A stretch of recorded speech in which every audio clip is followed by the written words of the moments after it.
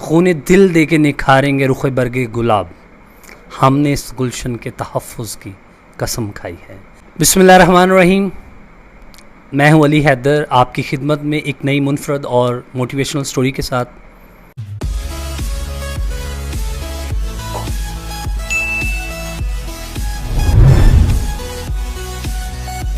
जी हाँ, आज मैं गाज़ी के घर में मौजूद हूँ। इसकी स्टोरी, इसकी कहानी इन्हीं की ज़ुबानी सुनते हैं, किस तरह किन मुश्किलात का सामना करना पड़ा।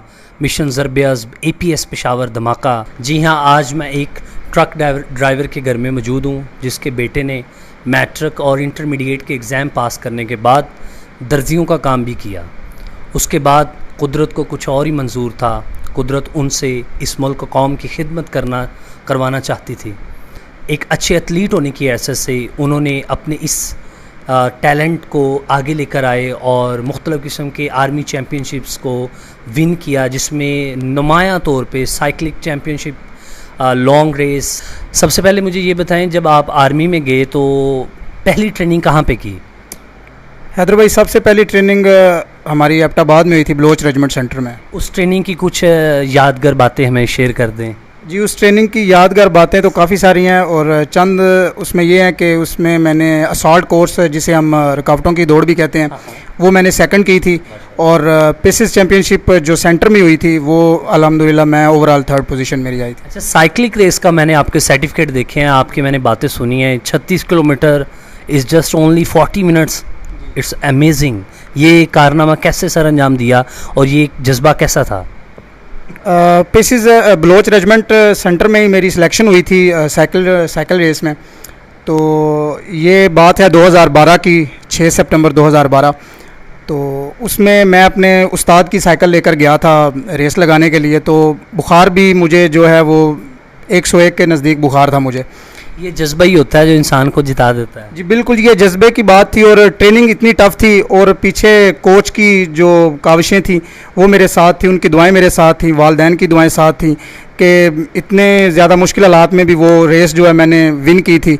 और अल्हम्दुलिल्लाह प्रूफ आपके सामने है। अच्छा सब्तैन भाई, इस मुल्क पाकिस्तान में वैसे तो बहुत से सानहा हुए, लेकिन एक ऐसा सानहा जो दिल दहलाने वाला था और जिसने पूरे मुल्क कौम को एक सफ़ में लेकर आ गया, 16 दिसंबर 2014। उस सानहे के वक्त आप कहाँ थे और आपकी ड्यूटी क्या थी और आपने क्या खिदमत अंजाम दी?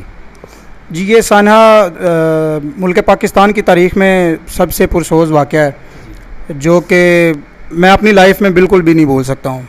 उस वक़्त जब ये तकरीबन 10 साढ़े 10 के नज़दीक जब ये वाक़या हुआ, तो उस वक़्त हम कोहाट टनल के नज़दीक थे जब हमें वायरलेस पे कॉल हुई।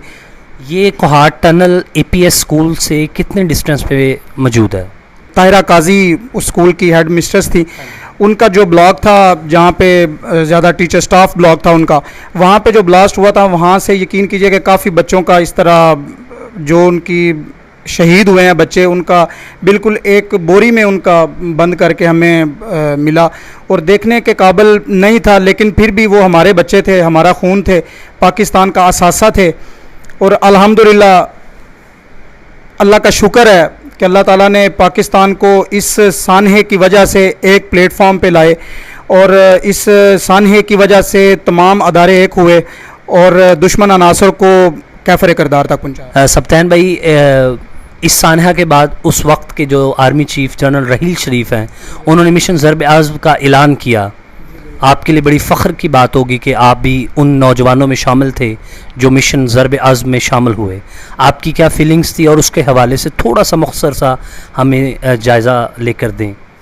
जी अल्हम्दुलिल्लाह, इस सानहे के बाद ज़र्ब-ए-अज़्म ऑपरेशन जो है वो लॉन्च हुआ और काफ़ी मुहाज़ पे जो है लड़ा गया। और हर जवान की जो ख्वाहिश होती है, शहादत की ख्वाहिश होती है। जो आर्मी में जाते हैं, चाहे वो बड़े घर से हो चाहे वो छोटे घर से हो, मुल्क को कौम के लिए शहादत की ख्वाहिश होती है। और अल्हम्दुलिल्लाह मैं भी आर्मी में जब गया था तो यही ख्वाहिश थी कि इस मुल्क को कौम के लिए कुछ ऐसा कर जाऊं कि रहती दुनिया तक नाम रहे, वालदैन का नाम रहे और पाकिस्तान का नाम हमेशा मेरे एक छोटे से वजह से, छोटे के कारनामे की वजह से पाकिस्तान का नाम रोशन हो जाए। और अल्हम्दुलिल्लाह ज़र्ब-ए-अज़्म ऑपरेशन में अल्लाह ताला ने हिम्मत दी, अल्लाह ताला ने जज्बा ईमानी दिया, क़ुव्वत दी और हमने दुश्मनों को कैफर किरदार तक पहुँचाया। जवानों को ज़ख्मी होने के बावजूद भी उस जगह पे नहीं छोड़ा और अल्हम्दुलिल्लाह हम उनको सेफ साउंड अपने चौकी के ऊपर लेकर आए थे। बहुत अच्छे। आप देख सकते हैं सब्तैन भाई के पाँव को, किस तरह इनका पाँव कट गया था, फिर भी ये अभी भी माशाल्लाह चलते हैं फिरते हैं और माशाल्लाह मैरिड लाइफ और हैप्पी लाइफ गुजार रहे हैं। अल्लाह पाक इन्हें सेहत व तंदुरुस्ती अता फ़रमाए और इसी तरह आगे आने वाली ज़िंदगी में इन्हें आसानियाँ पैदा फरमाए। सिपाही सैयद सब्तैन हैदर को सितारे बसालत का एजाज़ अता किया है।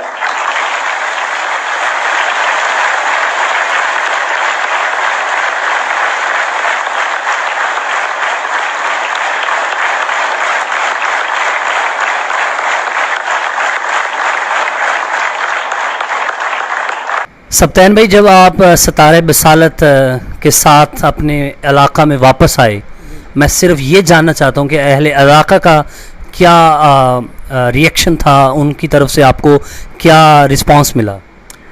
रिस्पांस वैसे तो ख़ानदान में तो सबको पता था, कॉल्स पे सब ने मुबारकबाद दी। अहले इलाका में जो ख़ास मेरा हाजीपुरा बनता है तो मुझे कुछ खासा रिस्पांस नहीं मिला, लेकिन सुखे की मंडी से खावर सुहेल खालिद भाई हैं, मैं उनका बहुत शुक्रगुज़ार हूँ कि जिन्होंने मुझे बहुत अप्रिशिएट किया और मेरे नाम पे उन्होंने एक अशाइया दिया, मुझे दावत की और अपने हाजी नवाजिश साहब हैं उनको भी बुलाया, इलाका के SHO साहब थे जो थाना में उनको बुलाया और जो ज़िली नाज़म थे, चेयरमैन थे, सबको बुलाया और मुझे अप्रिशिएट किया। और इस बात पे मैं उनका तहे दिल से शुक्रगुज़ार हूँ कि उन्होंने मुझे अप्रिशिएट किया। ये अहले इलाका के लिए लम्हा फ़िक्रिया वाली बात है कि गाजी एक सैयदज़ादा इतने बड़े एजाज़ के साथ जब अपने घर की तरफ लौटा तो सिर्फ़ चंद लोगों ने उसका इस्तकबाल किया और जिनकी ये बात बता रहे हैं वाक़तन वो खराज तहसीन के मुस्तहिक़ हैं कि उन्होंने इनका एशाइया किया और उन्हें इस बात का एहसास दिलाया कि ये बहुत अच्छा कारनामा अंजाम देकर आए हैं। गाजी सैयद सब्तैन हैदर के वालदैन मेरे पास मौजूद हैं। यही वो वालदैन हैं जिनके परवरिश की वजह से आज हम अपने घरों में सुकून की नींद सोते हैं। इन्हीं जैसे वालदैन अपनी औलाद को तरबियत इस तरह से देते हैं कि वो इस मुल्क कौम की खिदमत के लिए अपनी जान तक की कुर्बानी देने के लिए भी ग़रेज़ नहीं करते।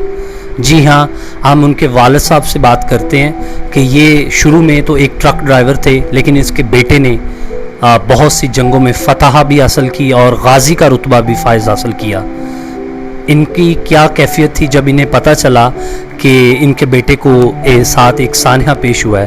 अस्सलाम वालेकुम। वालेकुम अस्सलाम। सबसे पहले मुझे ये बताएं, जब सब्तैन भाई की आपको कॉल आई या उनके आर्मी कैंप की तरफ से कॉल आई कि आपके बेटे के साथ ये सानहा हुआ है, आपकी क्या कैफियत थी और आपने उस वक़्त क्या महसूस किया? बिस्मिल्लाहिर्रहमानिर्रहीम।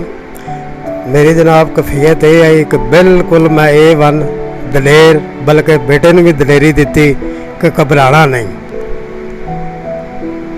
और जब उन्होंने बताया कि आपके बेटे के पाँव कट चुका है तो आपकी कैफियत कैसी थी?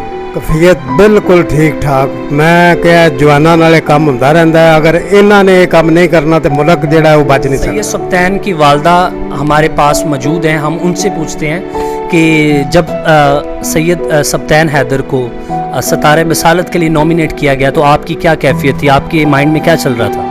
बिस्मिल्लाहिर्रहमानिर्रहीम। जब सब्तैन ने मुझे बताया कि मम्मी मुझे वार्ड के लिए नॉमिनेट किया गया तो हमारे लिए तो बड़े फ़ख्र की बात थी कि इसने इतनी जानें बचाई, इसको अब एजाज़ मिल रहा है। ये मेरे लिए ही नहीं, हमारे पूरे ख़ानदान के लिए, पूरे इलाके के लिए फ़ख्र की बात है।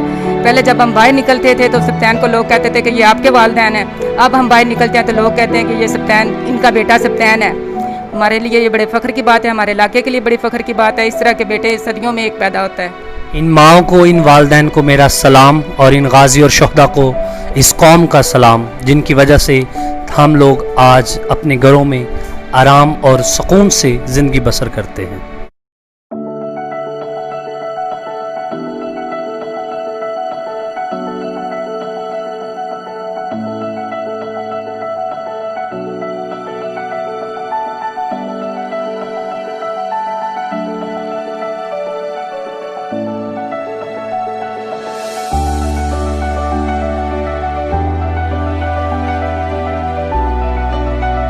तैन भाई, अब आजकल की लाइफ के बारे में हमें थोड़ा सा बता दें। आजकल आप ज़िंदगी कैसे गुजर बसर हो रही है?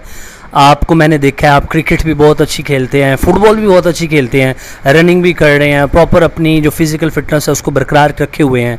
मैंने आपको ग्राउंड में भी देखा है, आप माशाल्लाह भागते हैं, बच्चों की हौसला अफजाई करते हैं। आजकल की ज़िंदगी कैसी गुजर रही है? माशाल्लाह आपने शादी भी हो गई है।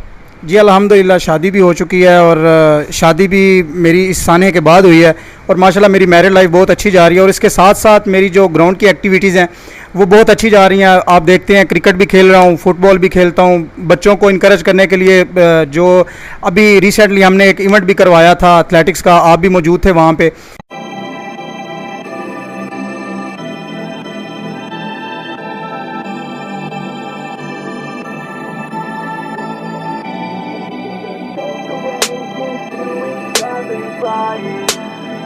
And we could just fade away until we're all right. And we could just fade away into each other's lives. And we could just fade away until we're all right. And we could just fade away into each other's lives. And we could just fade away until we're all right. इस मट्टी की मोहब्बत में हम अशफ्ता सरों ने वो कर्ज भी उतारे हैं जो वाजिब भी नहीं थे। At the end of the video मैं आप सबको सिर्फ ये कहना चाहता हूँ कि सिर्फ आर्मी, नेवी और पाक फ़ौज में रहकर ही नहीं पाकिस्तान की खिदमत की जाती, बल्कि आप अपने घर में, अपने इलाका में और अपने इर्द गिर्द के जो इन्वायरमेंट है वहाँ पे भी रह के खिदमत खल करके जज्बा ईमानी से पाकिस्तान के नाम रोशन कर सकते हैं। इस दिन के मौका पर और इस आज़ादी के महीने के मौका पर आप भी निकलें पाकिस्तान के लिए कुछ करने के अज़म के साथ। मैं यहाँ पे इजाज़त चाहूँगा इस अज़म के साथ और इस नारे के साथ, पाकिस्तान जिंदाबाद।